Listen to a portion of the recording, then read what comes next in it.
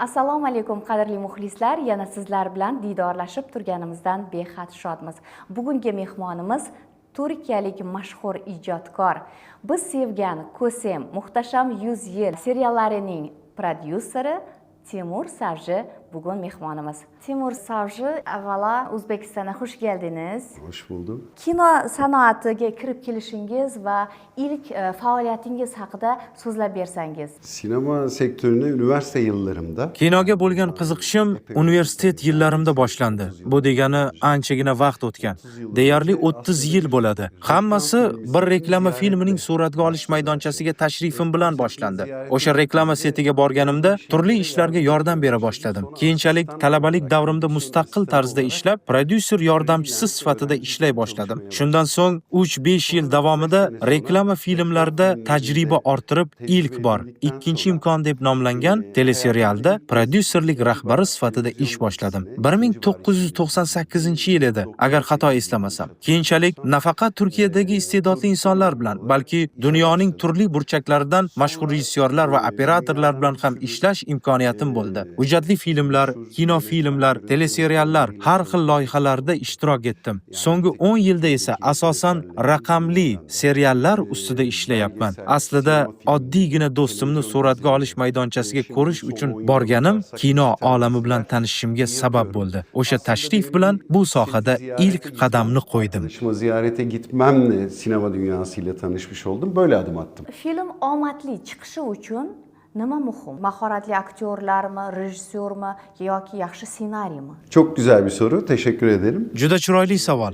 Rahmat. Avvalo, eng birinchi muhim narsa bu ssenariy, ya'ni to'g'risi voqea va ssenariy. Agar sizda yaxshi voqea bo'lsa, ssenariyingiz bo'lsa, undan keyin qilgan kichik xatolaringiz kechiriladi. Tomoshabin bunga ko'z yuma oladi. Ammo voqea va ssenariyda muammo bo'lsa, xohlasangiz dunyoning eng mashhur aktyorlarini olib keling yoki eng katta prodyuserlik ishini bajaring, baribir tomoshabin qiziqishini yo'qotadi yoki yetarlicha qiziqmaydi. Men uchun birinchi o'rinda voqea va ssenariy turadi. Keyin rejissyorlik, undan keyin esa aktyorlik mahorati turadi. Etmen sonra oyunculuk gelir. Loyihada prodyuserning asosiy vazifasi nimadan iborat? Prodüktörlük yani aslında yapımcı. Prodyuser, ya'ni aslida bugungi dunyomizda agar siz shaxsiy, individual san'at filmi qilmayotgan bo'lsangiz, unda prodyuser bu ishning hammasidir. Chunki prodyuser kimningdir orzusini yoki o'zining orzusini gavdalantirish, ya'ni uni asarga aylantirish uchun kerakli tashkiliy ishlarni bajaradigan odamdir. U tashkiliy jarayon uchun kerakli bo'lgan barcha mablag'larni topadigan insondir. Shu bilan birga asarni yaratishda kerakli bo'lgan o'z ishining ustasi bo'lgan mutaxassislarni, bu ba'zida iste'dodlar, kreativ odamlar, aktyorlar, texnik jamoa bo'lishi mumkin. To'g'ri, tanlab olish ham prodyuserning vazifasidir.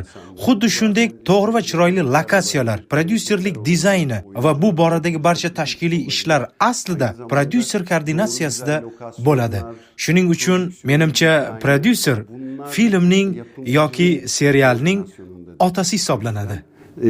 Bence yapımcı bir filmin, bir dizinin babasıdır. Agar sizga cheksiz moliyaviy pul berilsa, qanaqa film yaratgan bo'lardingiz? Çok şükür benim öyle bir sıkıntım artık yok. Shukurki, endi menda bunday muammo yo'q.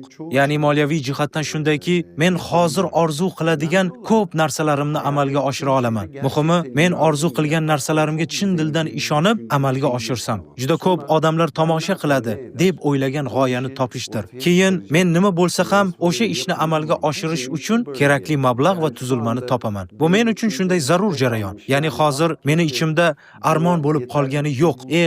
Koshki yetarli budjet topsam, shuni qilgan bo'lardim degan afsus yo'q. Faqat katta orzuga ega bo'lgan odamlar uchun tomoshabin ham qiziqadigan ulkan orzuni topish oson emas. Bu xuddi mashhur bo'lgan qo'shiq albomi kabi. Ko'pchilik musiqalar bastalaydi, lekin hammasi ham millionlab sotilmaydi yoki odamlarning yuragiga kira olmaydi. Muhimi o'sha hikoyani, o'sha film g'oyasini topishdir. Hikayeyi, o filmin fikrini yakalamak. Hozir prodyuserlarga qaysi janr hamyonbop, omadli, muvaffaqiyatli? Bunu Türk yapımcı Bunga turk rejissyori sifatida javob bermoqchiman. Ya'ni turk seriallarida ko'proq dramatik janrdagi asarlar muvaffaqiyatli bo'ladi. Ya'ni iqtisodiy foydasi ko'proq bo'lganlar ham shular. Ayniqsa muhabbat mavzusiga asoslangan sevgi hikoyalarini o'z ichiga olgan ishlar ko'proq daromad keltiradi va butun dunyoda tomoshasi yuqori bo'ladi. Bu albatta turk seriallari kontekstida aytilmoqda. Komediyalar esa dunyoda unchalik mashhur bo'lmaydi.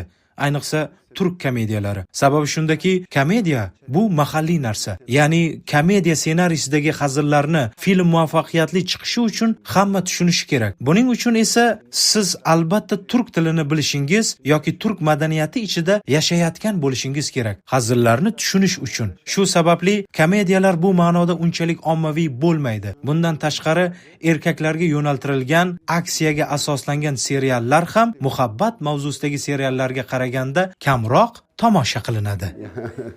O'zbek kino filmlariga munosabatingiz qanday? Öncelikle şunu belirteyim. Ben Avvalo shuni aytib o'tmoqchimanki, men O'zbekistonga birinchi marta keldim. Kelganimdan juda xursandman, juda mamnun bo'ldim. Bu yerda 4 ta shaharda bo'ldim: Toshkent, Xorazm, Buxoro va Samarqand. Ularning barchasi bir-biridan chiroyli edi. Ayniqsa Samarqand meni juda hayratlantirdi. Bu yerda kelishimdan oldin albatta O'zbekistonga birinchi bor kelayotganim sababli bu yerda qanday kinolar bor, O'zbekiston qanday joy ekan degan savollarga biroz o'qib chiqdim. So'ng juda ajoyib bir holatga duch keldim. O'zbekiston kinosi bu darajada qadimiy tarixga ega ekanligini bilmasdim. Chunki O'zbekiston kinosi aslida 1907-1908-yillardan boshlab mavjud bo'lgan. Bu esa nihoyatda hayratlanarli holat. Bu butun kinematografik tarixiy sayohatga nazar tashlaganimda juda ajoyib aktyorlar, shoirlar, yozuvchilar, filmlar borligini bildim. Bugundan boshlab O'zbekiston kinosini yanada qiziqib kuzataman inshaalloh. şairler, yazarlar, filmler varmış. Bugünden sonra daha da çok ilgilenip takip edeceğim inşallah.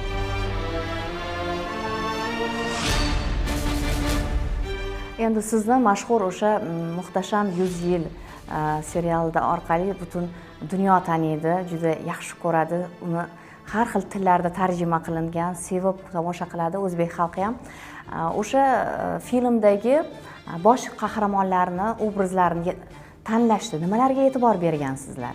Şimdi Muhteşem Yüzyıl özel bir proje çünkü Endi Muhtasham 100 yil bu alohida loyiha edi. Chunki biz uni qilishni orzu qilgan ilk paytimizdayoq men o'zimga shunday savol berdim. Men bu loyihani dunyoga qanday qilib sota olaman?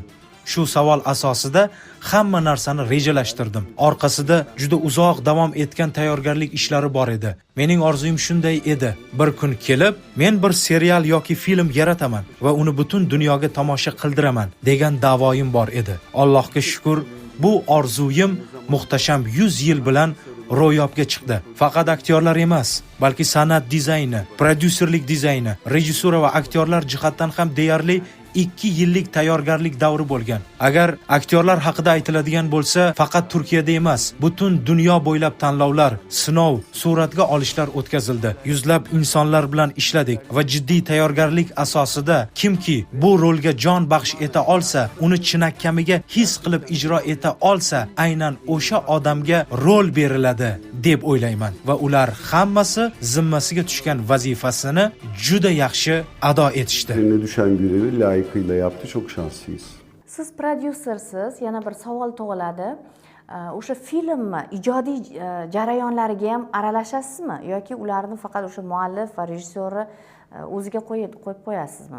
Tabii ki varım. Çünkü ben kreatif bir yapımcıyım. Albatta borman. Chunki men kreativ prodyuserman. Men ishning har bir bosqichida, har bir nuqtasida albatta o'z fikrimni bildiraman. Aslida bizning ayniqsa turk seriallarida tizim shundayki, so'nggi so'zni prodyuser aytadi. Ammo men barcha ijodiy jarayonlarda ishning ichidaman. Yani her süreçte. Kelgusida o'zbek kino ijodkorlari bilan hamkorlikda film ishlash niyatingiz bormi? Elbette ki olur. Çünkü her zaman ortak çalışmaya inanan bir insanım. Barcha o'zbek hamkasblarimga va ayniqsa kino san'atiga oshno bo'lgan yoshlarga shuni tavsiya qilaman. Hech qachon to'xtamanglar. Doimiy yozinglar, doimiy suratga olinglar. Chunki bugungi kunda film yaratish uchun endi qimmat kameralar yoki katta studiyalar shart emas. Bizga kerak bo'lgani chiroyli, samimiy hikoyalar, hatto Ba'zi hollarda bunday hikoyalarni oddiy telefon bilan ham suratga olish mumkin. İlerleme sürecinde mükemmelleşmek her zaman en güzeli diye düşünüyorum. Temur Savji, samimiy suhbat uchun tashakkur ediyorum. Aziz muxlislar, shuning bilan ko'rsatuvimiz ham o'z nihoyasiga yetay deb qoldi. Keyingi dasturlarda yana didorlashguncha omon bo'ling.